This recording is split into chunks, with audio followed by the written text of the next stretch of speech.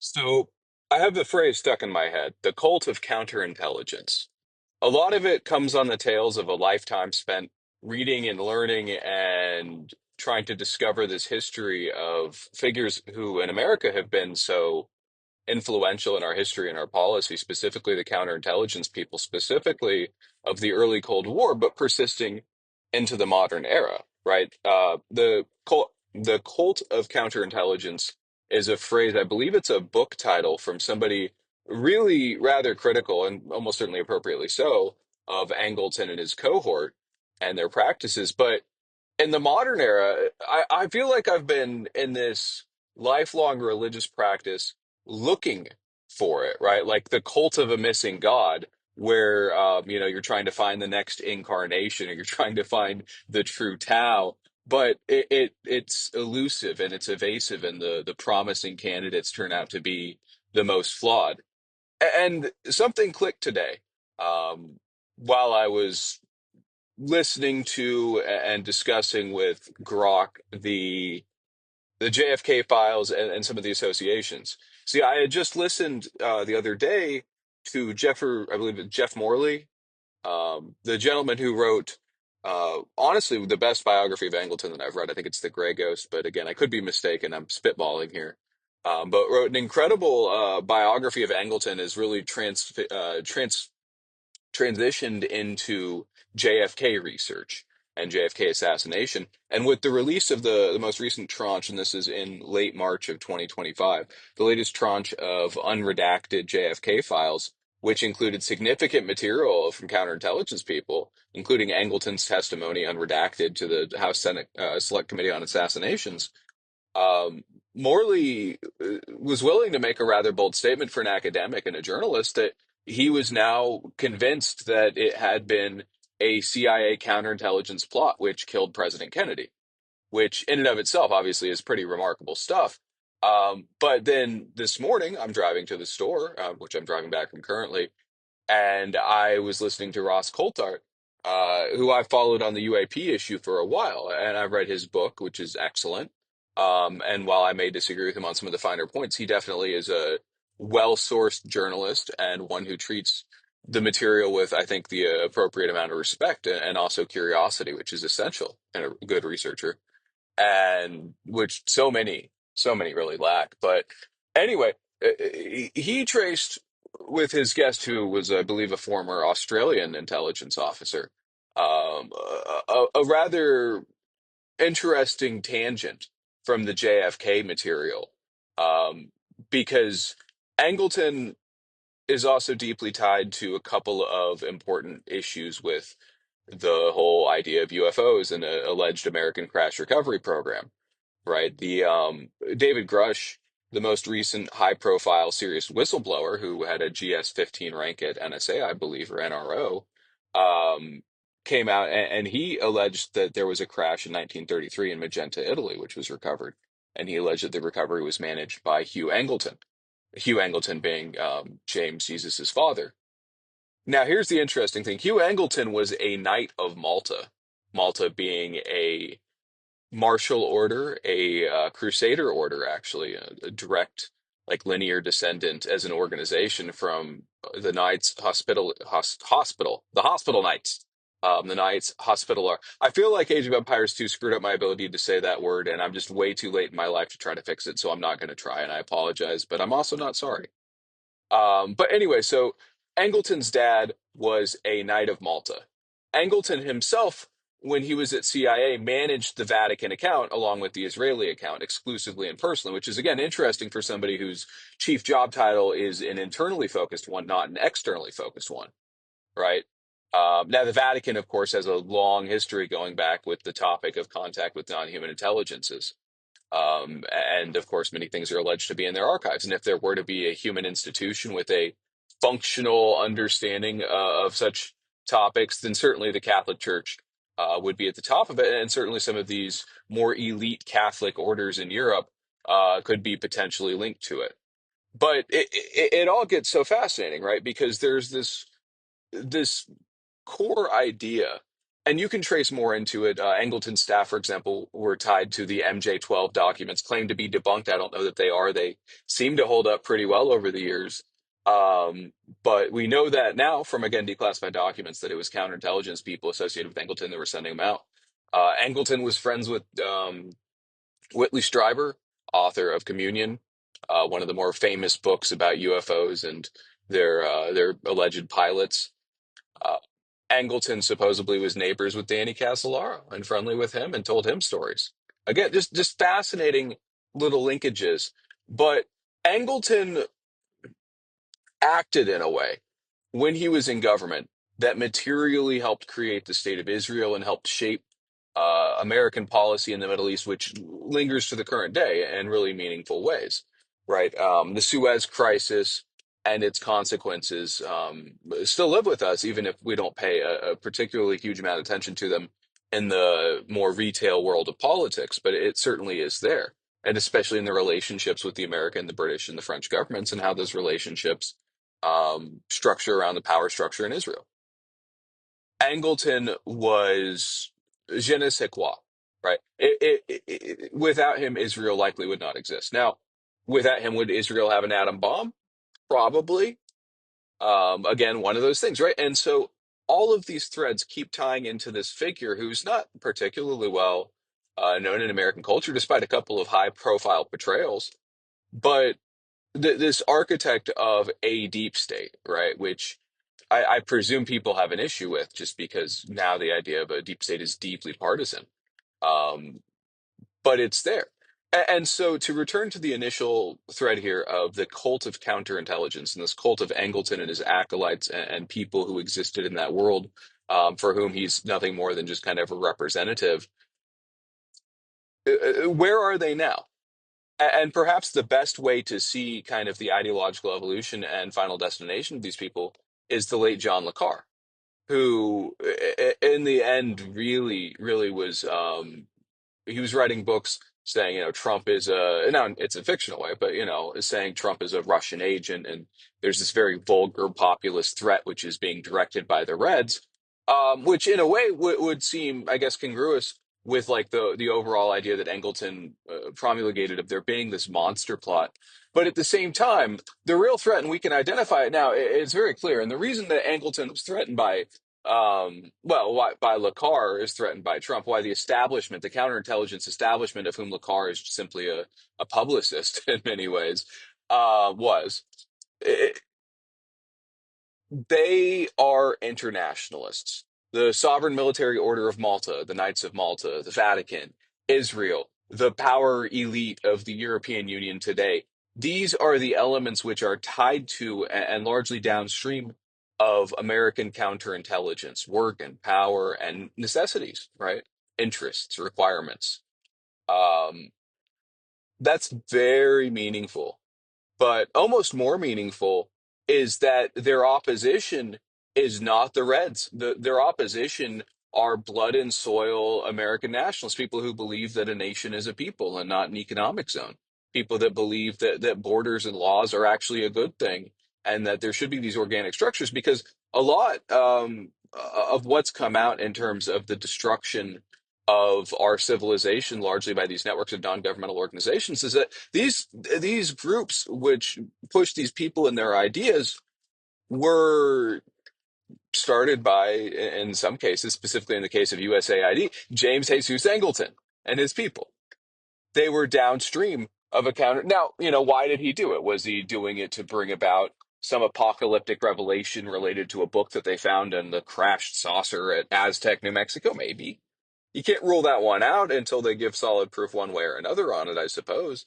But there certainly is a globalist element to counterintelligence, which is not well understood or represented, right? When you think of the people that protect a country from the sorts of threats that counter spooks do, you think of people that are very deeply patriotic, but in kind of a more subdued way, right? They don't need the flashy moments of heroism. Theirs isn't about charging a machine gun nest um, necessarily, right? But a lot more informal than that, a lot more irregular. And that's a good thing, right? America is a country that has a very deeply like irregular military structure. given the way that our population and lack of really close threats or need for a standing army has always been. There's always been these, even back to our founding, right? America was founded by groups of elites who had vested interests, business, land holdings, ties to the community. And when needed, they would step in and, as a shared civic obligation, act to defend it, whether on the battlefield or, in the back alleyway. And it really does appear that after World War II, some organization um, really seized the all of the levers of power, not just in America, but in the collective West. And it subsumed them to what we were told and what we're told by history was, these Cold War interests. But it seems far more artificial than that in a way, right? Like I'm certain that they had these real fears of the Russians and of communism, but I don't know that it was the Russians as the Russians which threatened them. I think that it was the idea of any alternative system. I don't think that the Soviets are the only one with the totalitarian ideology in the Cold War. It just took much longer for ours to come out. And in many ways, I think that it was masked because at the time of the Cold War, the system that was being fought for wasn't what it became. What came out of it was not something fit, right? The idea, at least, is that America won the Cold War because it proved to be more fit than the Soviet Union, that the internal contradictions of the communist system eventually brought down the Soviet Empire, which, I mean, we didn't win the Cold War. We just lost it less slowly, right? We are approaching this point where disintegration is not necessarily something we're predestined to, but it's certainly a possibility, a potentiality that must be addressed. I think that the core thrust of the Trump project, if he is, a project as opposed to just, somebody doing, you can just do things at a very high level, it would be that America's position is so fatally undermined by the missing counterintelligence function. Because it isn't just that they went missing, it's that they went astray. They started acting in ways that were actually harmful to the national interest. Um, we need a function to fill that. Angleton was right at his most essential thesis that there is a monster plot against the United States. Now, I don't know if it's centrally coordinated. I suspect there's a whole host of monster plots and that there's, all sorts of things that aren't even intended, but which could be really negative. But that existentially, our future is not guaranteed. Tomorrow is never guaranteed. And we've put ourselves in a position because of weak people and weak ideas and weak systems, frankly, that we do face these existential questions. And so whether it's do we protect James Angleton's legacy or do we save this country? Obviously, the reasonable answer is that you have to save the country. And so, from that lens, the idea that you kind of have to disclose or die for these security bureaus is important, right? Now, I think that you could replace their functions if you replace the bureaucracy. I don't know that that's the best solution to it. And certainly it would be a lot more difficult to set one up today than it would be, back when they originally, did the National Security Act. Um, we find ourselves in a position where we, having gone to look for counterintelligence, we being this cult of counterintelligence, not Angletons, but these cultists, I guess, right, looking to find where is the counterintelligence, who's driving out the foreign spies, who's protecting us from these real threats in the shadows, and finding that our protectors are absent, or perhaps, the real protectors that we have are on a different level, and all glory be to God and his angels, but like you can't rely on that as a matter of public policy. And so we really have to go in and reconfigure and launch anew an endeavor that is designed and functional and does what it needs to because we absolutely need that. We cannot long term operate without those functions being properly addressed. Who is in those functions now? Well, FBI has that. And as much as I respect Director Patel, I have concerns, right? He's got a GoFundMe out there. I've read his book. It's not great. I mean, there's interesting stuff in it, but he's an individual fighting against the system. And I think he probably, as much as anybody else, is looking for a patron, is looking for support within the system. Even the president of the United States seems deeply limited by how he can manage this, right? I mean, they were able to take two clean shots at him. Somehow he pulled through, but that's crazy. That is really crazy. Now, Maybe those things can be managed. Maybe that's all part of a bigger play, but we having found nothing where we were looking, right? Jung opens the Seven Sermons to the Dead talking about the dead who have returned from Jerusalem, and he's talking about people who looked for the answers in religion and didn't find them and came away philosophically dissatisfied and so kept looking, right? Well, we having looked for security answers find nothing. We find a whole host of people. Peter Strzok of the Strzok and Lisa Page text talking about how they were going to, prevent Trump from being president. He was FBI's head of counterintelligence at the time. This is who we have today. Not just bad at their jobs, but if I were in charge of it, my God, that guy would be at the top of the list of potential problems, right? He's going against the president. But there's no real distinction, right, between because you have an Angleton and the Kennedy situation, right? Counterintelligence potentially exercising a veto over who can be president of the United States. And you have Peter Strzok, FBI counterintelligence today.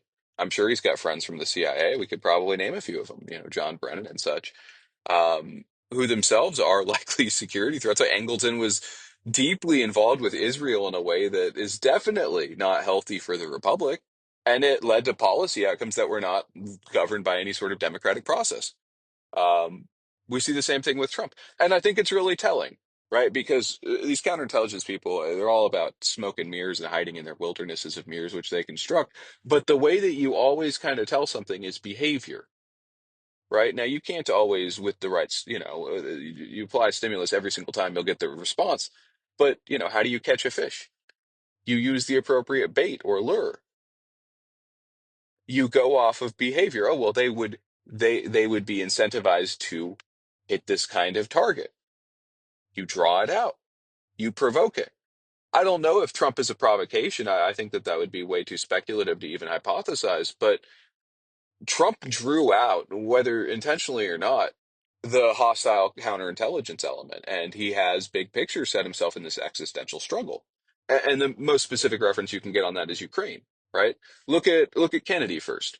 There was the Cuba issue, and so you had this JM wave and what's his name, George Joanides, and that whole crew of CIA agents who worked to assassinate Castro. They worked to conduct domestic psychological operations to frame the opposition to American influence in Cuba a certain way, right? The Fair Play for Cuba Committee, where you had Lee Harvey Oswald, this very sketchy guy who had left the Marine Corps to go to Russia and come back, right? Definitely on CIA's radar. And he's interacting with the group's called DRE, and my Spanish isn't well enough to just say it, something about students.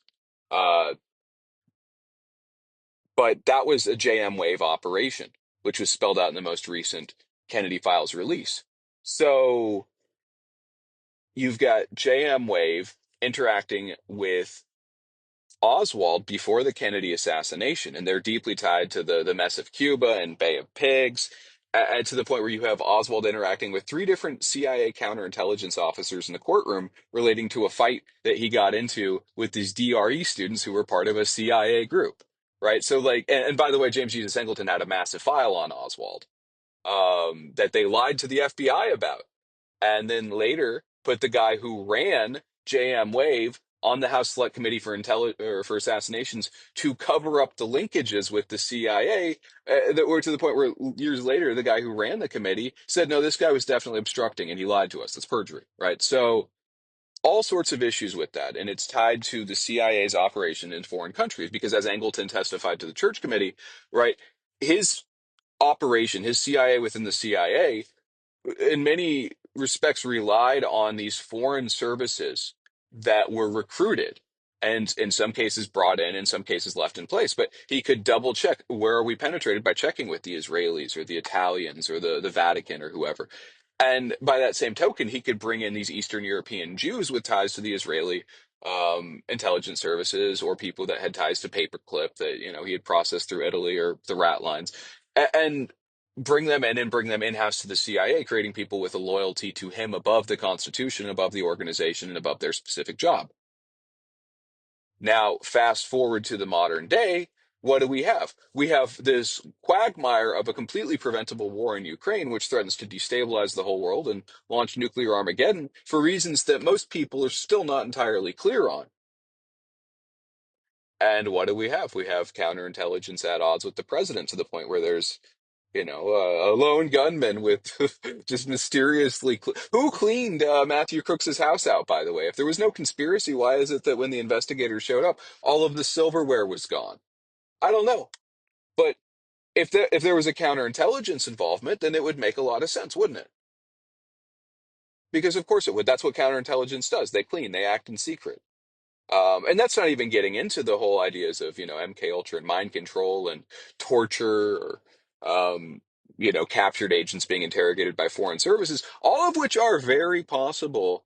And certainly there are shades of it today. When I asked Grok about the parallels, Grok was like, well, there's no parallels. And I said, that's interesting because you mentioned organized crime and assassinations and all this stuff, and you're saying Ukraine's not relevant, but like, the Ukrainian government, going back to before the fall of the Soviet Union, has been deeply in bed with organized crime, and it's only grown. So, if you really try to discuss the power structure of Ukraine, at a certain point, you're just discussing various gangs of organized crime. That's just how their state runs. And in some ways, it's been a benefit, right? Because as they fought a war, no other state could have survived the situation that Ukraine's been put in by the Russians. And Ukraine does it because their government runs through these informal organized crime networks for the most part, right? Who does the conscription? Oh, it's these ideologically, highly motivated people tied to these paramilitaries that are ideological and funded by people that, might not get all their money the completely legitimate way, right? And that's everybody. That's their entire state.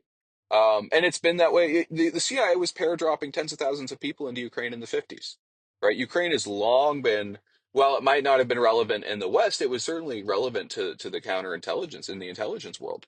Um, and just to kind of bring it home a little bit more, who really is doing assassinations? I was talking earlier about behavior, and you can draw things out by their behavior patterns. Well, who does assassinations? It's the Ukrainians. Maybe the British to a degree. I'm sure that the West would argue that the Russians do it. So, okay, we'll give them credit where credit is due. But it's largely the Ukrainians that are willing to especially target people like civilians or like political figures. Oh, and by the way, Thomas Matthew Crooks or whoever was really killed on that rooftop, interesting enough. But what about Ryan Wesley Ruth? He was arrested. He's still alive. Interesting guy. Spent a lot of time in Ukraine. He was in a BlackRock ad. Supposedly spent time with people with Azov. And it's all very murky, but that's a real interesting connection there. That's the second guy, right? There's no conspiracy to kill Trump. There just happens to be two shootings or two attempted murders in, a couple of days, right? It's just crazy coincidence. Um, we found counterintelligence, right? The cult has found them, and unfortunately, right, they're on the other side of it. It is the counterintelligence people that are, for whatever reason, really seeming to be driving the train here. They are the ones that have put us on a course towards annihilation.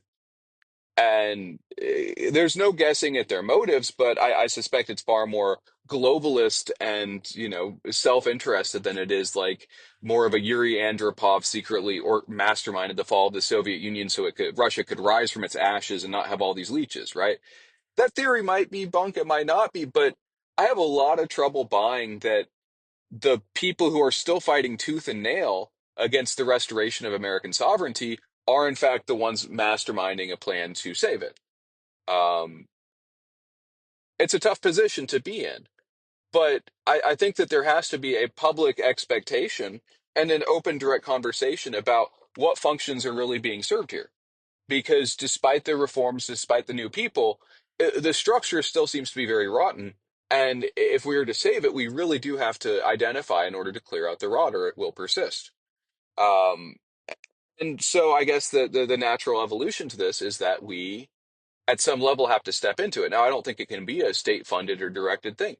I think it has to be irregular, and I think it has to kind of come from the grassroots, come from the bottom up, and that's not a bad thing, right? Like it really should be that we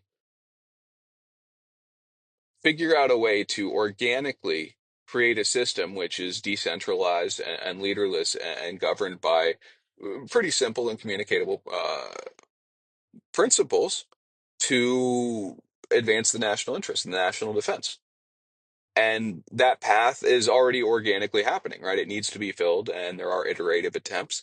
And you're seeing that today. You're seeing that in the pushback, right? The world of perception management has slipped out of the hands of the perception managers and is in the hands of average, everyday, intelligent, well-meaning people who just happen to be, in many ways much more competitive, despite the resource disparity, despite the position disparity, despite the fact that it's the opposition's job to do this, and for most people on the other side, it's just part-time. But anywho, with that, I end this, and I thank you for listening. Goodbye.